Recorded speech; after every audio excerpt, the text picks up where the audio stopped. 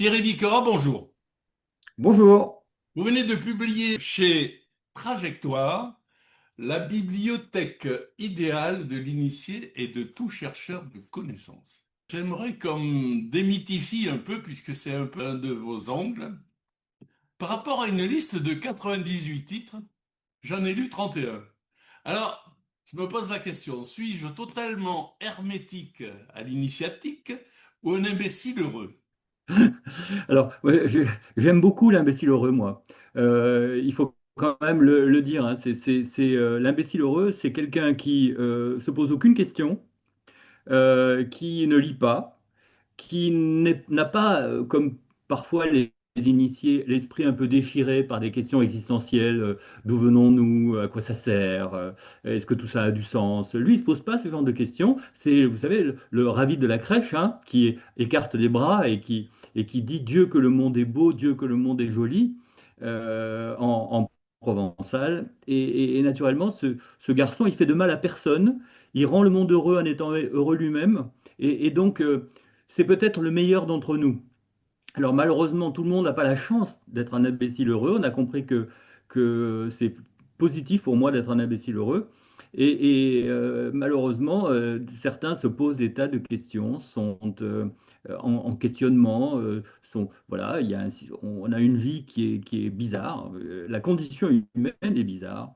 Et donc, la lecture permet d'aller chercher, le processus initiatique en général, pas que la lecture d'ailleurs, permet d'aller chercher des réponses quand on n'a pas la chance de naître imbécile heureux. Donc évidemment, personne n'a tout lu, ni moi, ni vous, ni personne au monde d'ailleurs. Et l'important est de tirer quelque chose de ce qu'on a lu. Voilà. Et ma trajectoire est d'être un guide. Justement, je vais demander au guide, euh, un livre initiatique, c'est quoi? Est-ce que vous pouvez nous en donner la définition? C'est une bonne question. Qu'est-ce qui n'est pas un livre? Un livre qui n'est pas initiatique. Un livre qui n'est pas initiatique, c'est un livre qui explique des choses, qui défend une thèse. Par exemple, Le Capital de Karl Marx, pour les gens qui adorent ce bouquin facile à lire. Alors, le livre initiatique donne à boire. Le livre, pardon, explicatif donne à boire, alors que le livre initiatique donne soif. Et, et- et- et donc, c'est l'exemple le plus simple, parce que c'est un livre que tout le monde a lu, Le Petit Prince. C'est un livre sur quoi? Il explique quoi? Quelle est la thèse du Petit Prince? Mais personne ne sait ça. Ça parle de l'amour, de l'amitié, de la mort, de la condition humaine, de choses. Ça fait se poser des questions.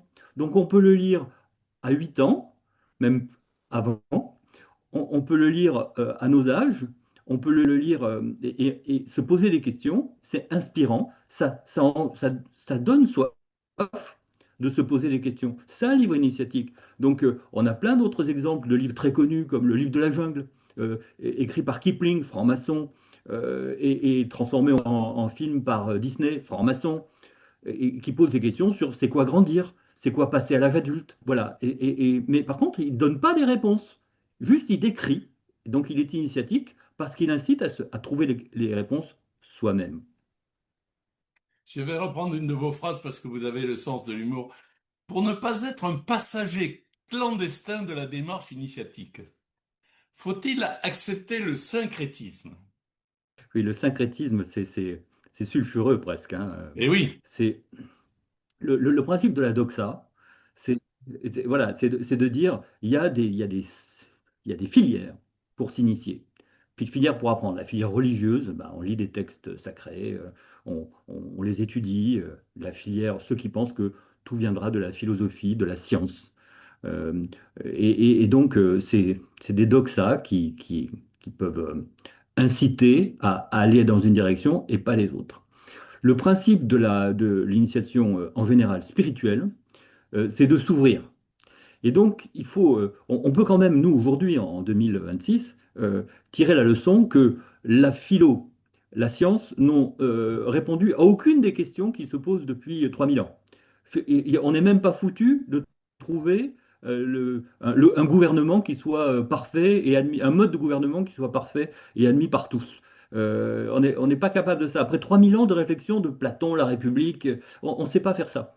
Et donc, pour arriver à trouver des réponses que la philo et la science n'ont pas réussi à établir, il faut aller picorer dans des endroits où on n'a pas l'habitude d'aller. Et parfois, c'est le processus initiatique, des livres sur la spiritualité, des livres initiatiques qui parlent d'autres choses, comme Hermann Hesse, Siddhartha, Narcisse et Goldmund, le livre initiatique, mais également des secteurs comme l'alchimie, l'ésotérisme, l'hermétisme, la psychologie, de Freud, mais aussi de Jung, peut-être plus de Jung, la, euh, la poésie, évidemment. On peut, Bob Dylan, très initiatique. Fernando Pessoa, que je découvre récemment, super initiatique. Donc, et la puissance des initiatiques des évangiles. Beaucoup disent, moi, je ne suis pas croyant, donc je ne vais pas lire les évangiles. Ils ont complètement tort. Moi, je ne suis pas baptisé. Donc, je ne suis pas croyant, pas baptisé, pas chrétien. Et pourtant, je lis les évangiles en permanence, parce que j'ai découvert qu'ils ouvraient la réflexion de manière très spectaculaire. Alors le syncrétisme, c'est ce picorage. C'est de dire la solution, elle ne viendra pas d'une monodirection qu'on nous impose un peu, hein, et d'aller chercher, y compris dans la poésie d'ailleurs, des choses différentes, nouvelles. On va parler du choix, puisque vous avez choisi. Et je voudrais citer Coluche qui a dit: J'ai tout lu Freud. Et puis il y a des maçons qui disent: J'ai tout lu Irène Minguy. Et vous, vous dites: J'ai fait un choix radical, injuste et non exhaustif. Alors, il faudrait que vous nous donniez des exemples de choix radical, injuste et non exhaustif. Mon choix était de ne pas viser des livres sur l'initiation.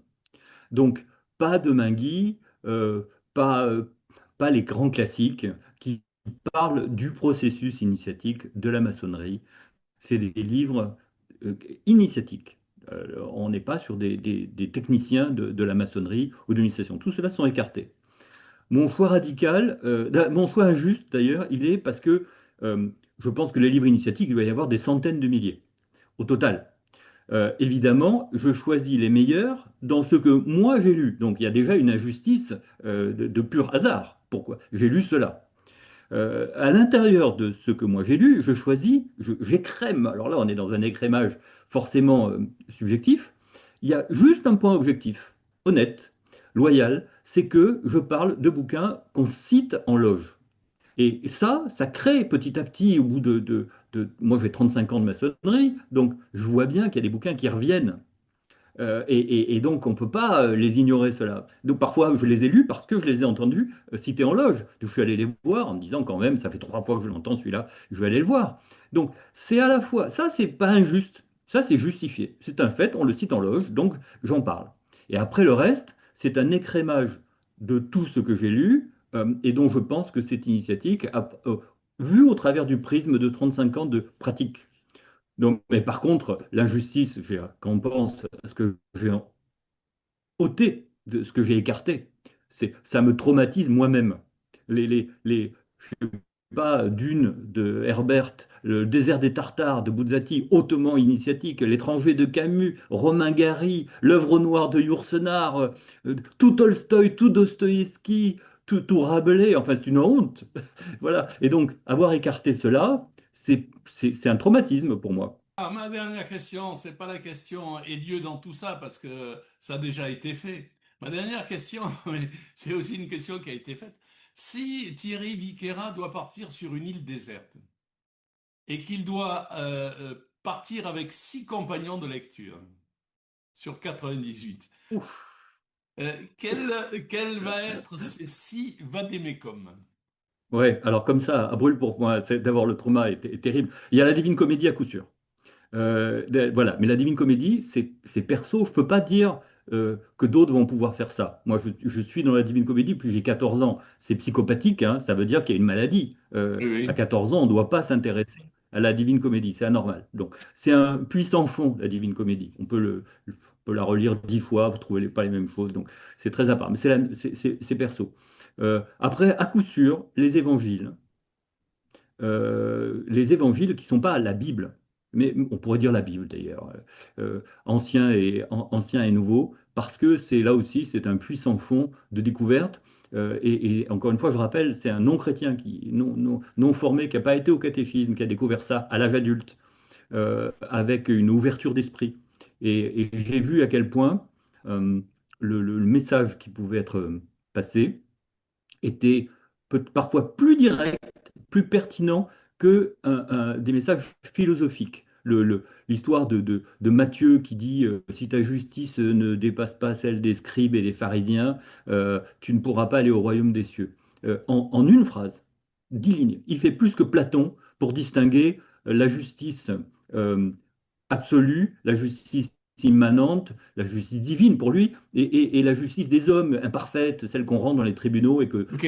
à la sortie, les victimes pensent que la peine a été insuffisante, le coupable pense que la peine a été trop sévère et le public pense que le juge n'a rien compris. Bon, donc c'est ce qui se passe, on entend à la télé tous les jours avec les procès politiques, etc. Deux romans. Les, deux romans,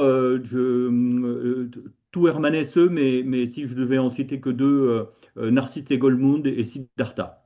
D'accord. Parce que on est dans l'initiatique, là, vraiment, on est dans l'initiatique. Eh bien, Thierry Vicra, on va essayer de donner soif. On n'en dira pas plus. À très bientôt.